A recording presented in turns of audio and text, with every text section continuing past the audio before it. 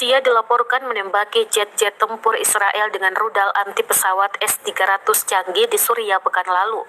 Laporan tersebut diwartakan oleh Channel 13 pada Senin 17 Mei 2022. Penembakan itu dilakukan setelah jet-jet tempur Israel menyerang target di barat laut Suriah.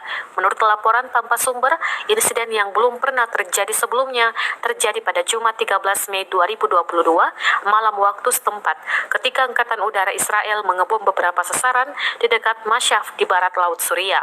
Sedikitnya 5 orang tewas dan 7 terluka dalam serangan udara dari Israel, lapor kantor berita pemerintah Suriah, sebagaimana dilansir dari The Times of Israel. Masyaf diperkirakan digunakan sebagai pangkalan bagi pasukan Iran dan milisi pro-Iran. Daerah tersebut telah berulang kali menjadi sasaran dalam beberapa tahun terakhir dalam serangan yang dikaitkan dengan Israel.